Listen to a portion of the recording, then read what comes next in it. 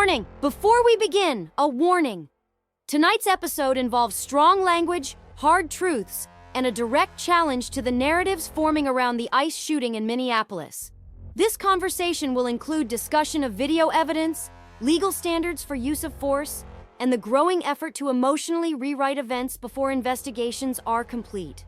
If you believe that outrage is evidence, that intent matters more than action, or that law enforcement standards should change depending on politics, this episode is going to make you uncomfortable.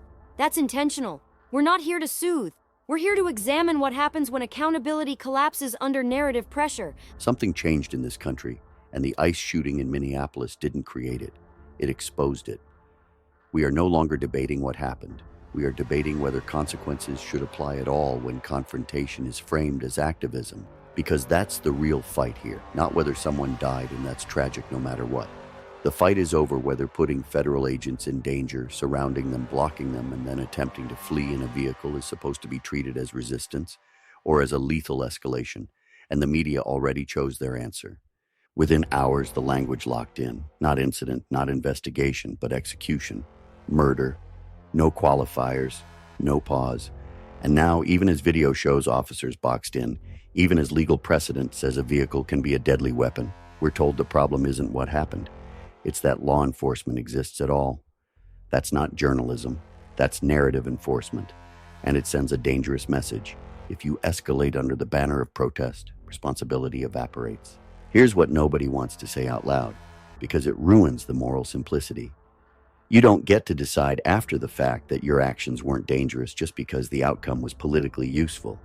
You don't get to accelerate toward officers and then retroactively declare yourself a victim of state violence. And when the media refuses to draw that line, they aren't protecting lives. They're encouraging the next confrontation. Tonight, we're not relitigating yesterday's debate. We're asking a harder question.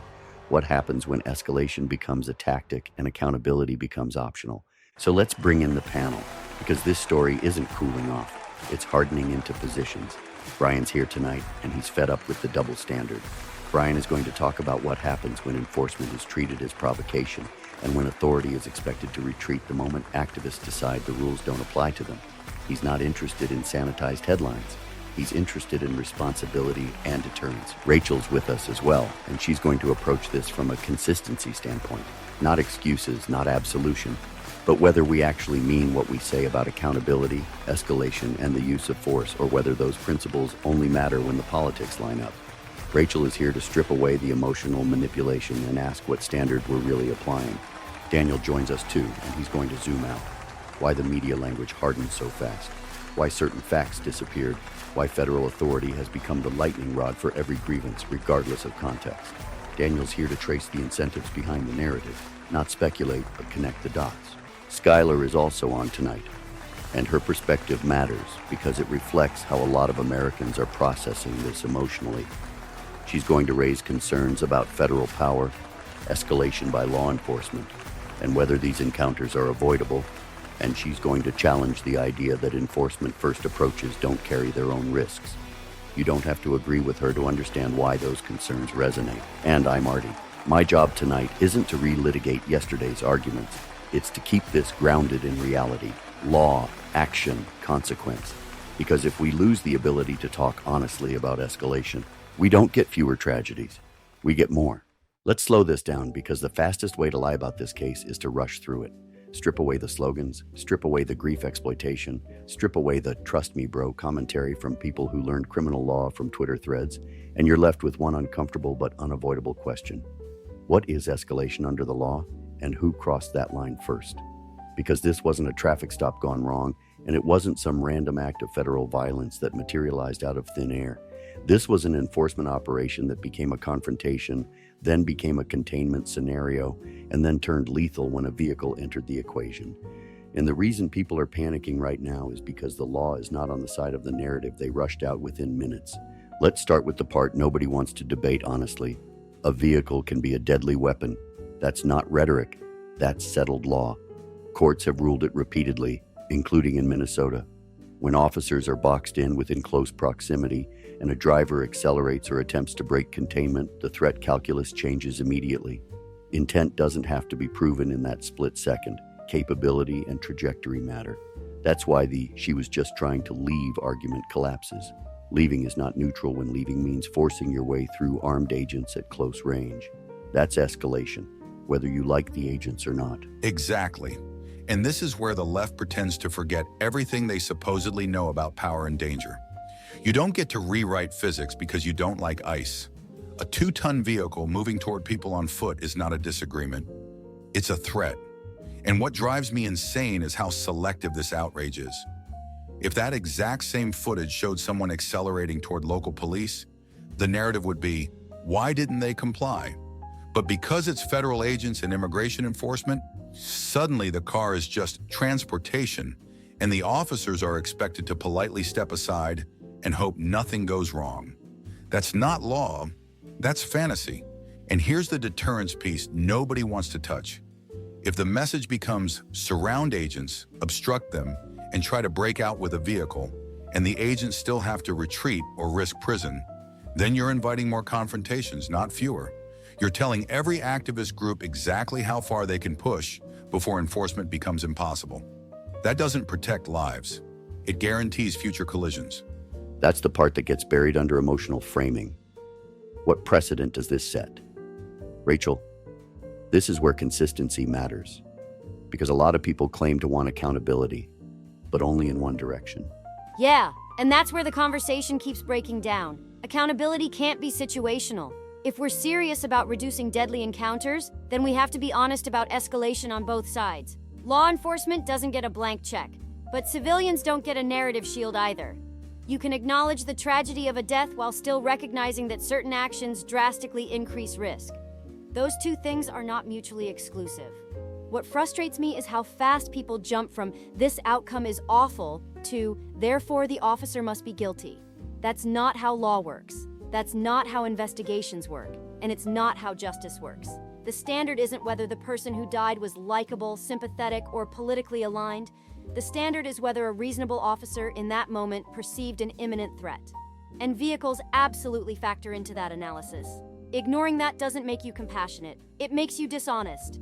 And once dishonesty creeps in, the story stops being about safety and starts being about leverage. Daniel, this escalation narrative didn't just happen accidentally. It hardened fast. Of course it did, because escalation is useful when you need a villain. The media didn't wait for ballistics, trajectory analysis, or use of force review.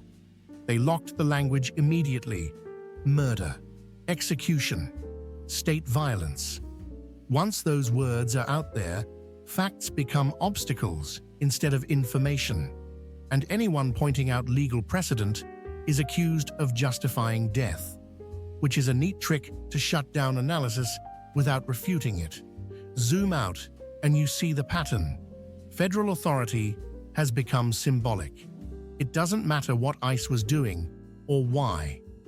They represent a larger grievance. So when confrontation happens, the details are less important than preserving the story.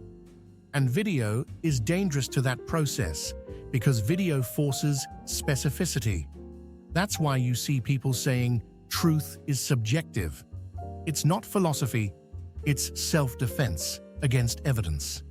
Skylar, you've been clear that federal enforcement tactics concern you. Where does escalation fit into that without erasing personal responsibility? I think two things can be true at once, and people get uncomfortable when you say that. Federal operations can feel aggressive, destabilizing, and intimidating, especially in residential areas, and that deserves scrutiny. At the same time, escalating a confrontation with a vehicle is incredibly dangerous. I don't think acknowledging one means excusing the other. Where I think people are reacting emotionally is the sense that these situations escalate too quickly on both sides. And when federal power meets civilian fear, things spiral fast. My concern is whether different tactics could reduce those moments, but that doesn't mean pretending actions don't have consequences. It means asking whether we're designing systems that minimize risk instead of daring people to test boundaries. And that's the tension nobody wants to sit with. Systems matter, tactics matter, but actions still matter most in the moment that determines life or death. You don't get to reverse engineer innocence after the fact. You don't get to downgrade danger because the outcome is politically useful. And you don't get to declare the law invalid because it conflicts with the headline. This case isn't about whether ICE is popular. It's about whether escalation means something anymore.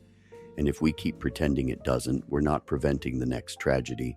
We're scheduling it. Before we wrap this up tonight, quick reminder. If you support this show, if you value conversations that don't fold under pressure, the best way to help us keep doing this is by grabbing some Data and Dissonance merch. We've got the coffee line, High Lakes, Rock Creek, and Bitterroot. Roasted in the USA. No gimmicks, no corporate nonsense, just solid coffee for people who still think clearly in the morning. We've also got hats, hoodies, mugs, and gear that doesn't apologize for having a spine. The link is in the show notes and on our site.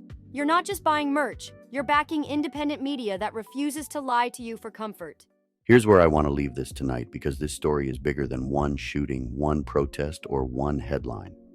What we're really watching happen in real time is the erosion of a basic principle that used to hold society together. Actions have consequences. Somewhere along the way, we decided that if you're emotionally compelling enough, politically aligned enough, or loud enough online, the rules should bend for you. And that's dangerous, not just for law enforcement, but for civilians too. You don't reduce tragedy by pretending escalation didn't happen. You don't protect lives by teaching people that confrontation comes without risk. And you don't build justice by declaring verdicts before facts are even examined. The law doesn't exist to make us feel better. It exists to create predictable boundaries in moments where emotions are unreliable and decisions are made in seconds. When we undermine that, we don't get a more humane system. We get chaos with a moral costume. Grief deserves respect. Death deserves seriousness, but truth deserves honesty, even when it's uncomfortable. And if we keep choosing narrative over reality, the next confrontation won't be prevented by hashtags or outrage. It'll be shaped by the lies we told ourselves tonight. Remember to speak truth, stir thought.